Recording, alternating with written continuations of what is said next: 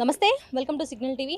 Jubilee హిల్స్లో ప్రచారం అనేది జోరుగా సాగుతుంది. ఇటు తెలుగు రాష్ట్రాలలో ఉన్న ప్రజలందరూ జూబ్లీ హిల్స్ వైపు మొగ్గు చూపుతున్నారని చెప్పేసి కూడా చెప్పుకోవాలి. ఎందుకంటే ఈ ఎన్నికలు అంత టఫ్గా నడుస్తున్నాయని చెప్పేసి కూడా చెప్పుకోవాలి.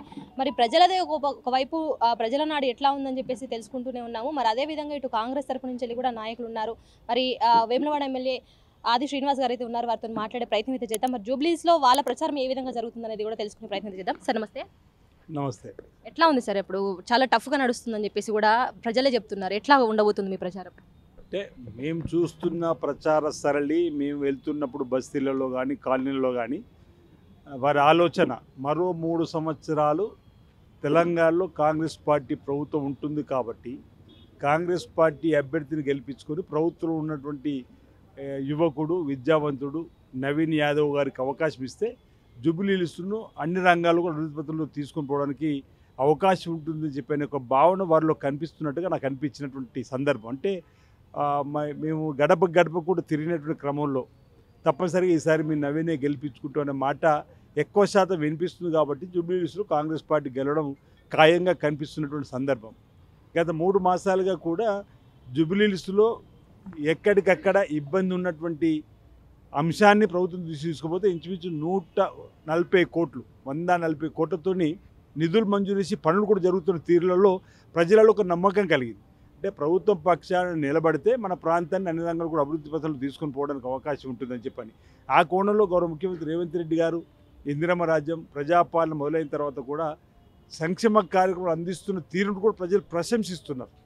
ఓవైపు మా మల్లికార్జున ఖార్గే గారు, రాహుల్ గాంధీ గారు, ఇక్కడ పీసీ అధ్యక్షుడు మహేష్ కుమార్ గౌడ్ గారి సూచన సలహాలతో ముందుకు పోతున్న క్రమంలో మాకు అదనపు ప్రయోజనం గౌరవ ముఖ్యమంత్రి రేవంత్ రెడ్డి గారి నాయకత్వంలో సంక్షేమ కార్యక్రమాలు ఏవైతున్నాయో నేరుగా అందుతున్న ప్రజలు కూడా ఈరోజు మా ఆశీర్వాదాన్ని మా మద్దతును కాంగ్రెస్ పార్టీ ప్రభుత్వానికి ఇస్తామని చెప్తా ఉన్నారు. ప్రధానంగా గత 10 ఏళ్లలో మాకు 10 రేషన్ కార్డు కూడా రాలేవు మా బస్తీలలో. మీరు వచ్చిన తర్వాత మాకు రేషన్ కార్డు ఇచ్చారు, దాంతోపాటు సన్న బియ్యాన్ని కూడా ఇచ్చినటువంటి సందర్భాన్ని కూడా చెప్తున్న పరిస్థితి కనిపిస్తూ ఉంది. 200 యూనిట్లు కాల్చుకునే వారికి అనేక మంది బస్తీలలో ఉన్నటువంటి వాళ్ళు మాకు 200 యూనిట్లు కరెంటు ఉచితంగా వస్తుంది కాబట్టి మేము మీకు ఇచ్చేటువంటి ఓటును, అదేవిధంగా 500కే సిలిండర్ ఇచ్చేటువంటి సందర్భం. ఈ విధంగా చాలామంది ఆనాడు పీజీఆర్ గారు హయాంలో రాజశేఖర్ ఉన్నప్పుడు వచ్చిన ఇండ్లే తప్ప మాకు పేదలకు ఇల్లు ఇచ్చారు. తర్వాత డబుల్ బెడ్రూమ్ కూడా మాకు ఎక్కడ కూడా ఇవ్వలేరని చెప్పని ఇన్ని అంశాలు వాళ్ళే బేరీ చేసుకొని ఏ ప్రభుత్వానికి అండగా నిలబడుతూ ఉన్నటువంటి సందర్భాన్ని దృష్టిలో పెట్టుకొని మాకు నమ్మకం విశ్వాసం ఏర్పడుతున్నది. ఇక్కడ మేము ప్రచార స్థాయిలో మా లోకల్ ఉన్నటువంటి నాయకత్వంతో తోడుగా మేము కూడా ఇంటింటికి వెళ్ళి గడప గడపకు వెళ్ళి కాంగ్రెస్ పార్టీకి మద్దతు ఇవ్వని చెప్పని, ఇది పేదల పార్టీ అని చెప్పడంలో ఓటర్లు మా వైపు మొగ్గు చూపుతుందని చెప్పిన ఒక భావన సందర్భం వ్యక్తం చేస్తా ఉన్నాం. ఇప్పుడు కాంగ్రెస్ పార్టీ చేపట్టిన సర్వే ఏదైతే ఉందో దాంట్లో బీఆర్ఎస్కి ఒక 6% ఎడ్జ్ ఉందని చెప్పేసి కూడా మాట్లాడుతున్నారు. ఏం చెప్తారు? అది కాంగ్రెస్ పార్టీ ప్రభుత్వము, బీఆర్ఎస్ పార్టీ, బీజేపీ రకరకాల సర్వేలు జరుగుతున్నాయి. ఇక్కడ ప్రజల నాడి గడప గడపకు వెళ్ళినప్పుడు తెలిసేటువంటి క్రమంలో వచ్చిన ఫీడ్బ్యాక్ను చెప్తా ఉన్నా. మీరు చెప్పేటువంటి అంశంతో నేను ఏకీభవించేటువంటి సందర్భం లేదు. నేను నేరుగా గత 30 సంవత్సరాలు అనేక ఎన్నికలలో స్వయంగా తిరిగినవాడిగా ప్రజల పల్స్ చూసినటువంటి సందర్భం చూస్తుంటే నాకు అనిపిస్తున్నటువంటి భావన మీకు ఈ సందర్భం చెప్పడం జరిగింది.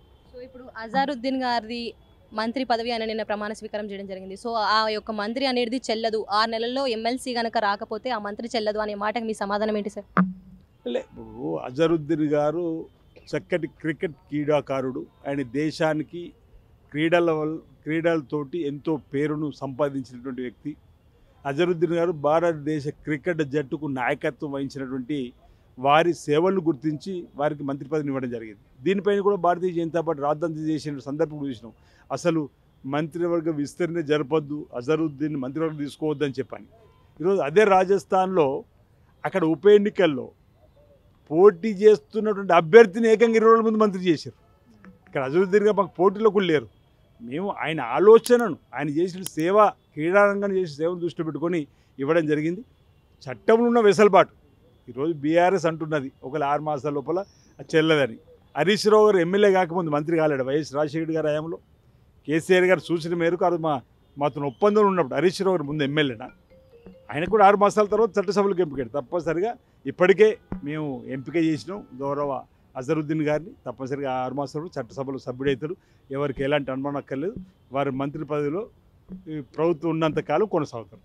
సో ఇప్పుడు జూబ్లీస్లో ఒకవేళ కాంగ్రెస్ పార్టీ అధికారంలోకి రాకపోయినా కానీ పెద్ద కాంగ్రెస్ పార్టీకి ఒరిగేది ఏం లేదని చెప్పేసి కూడా మీ మంత్రులే మాట్లాడుతున్నారని ఒక మాట వినిపిస్తుంది, ఏం చెప్తారు? లేదు, ఈ మాట కేటీఆర్ గారు అంటున్నటువంటిది. జూబ్లీహిల్స్ ఎన్నికల్లో ఈ ఓడిపోతే ప్రభుత్వం పడిపోతుందని, అంటే ఆయన మాటలో కుట్ర కోణం దాగున్నది. ఈ ప్రభుత్వం పడిపోవాలని మా ముఖ్యమంత్రి రేవంత్ రెడ్డి గారు అధికారంలోకి వచ్చిన 3 రోజుల నుంచే మొదలుపెట్టిండి, ఈ ప్రభుత్వం పడిపోతుంది చెప్పని.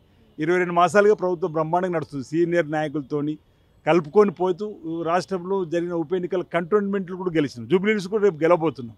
ఇది జీర్ణించుకోలేక ఫ్రస్ట్రేషన్లో కేటీఆర్ మాట్లాడుతున్న మాటలు కానీ చూడాలి తప్ప, ఇది తప్పనిసరిగా జూబ్లీహిల్స్ ఎన్నికలు కాంగ్రెస్ పార్టీ గెలుస్తుంది అనేది 100% నిజమన్నమాట సంగతి తెలియజేస్తా ఉన్నా.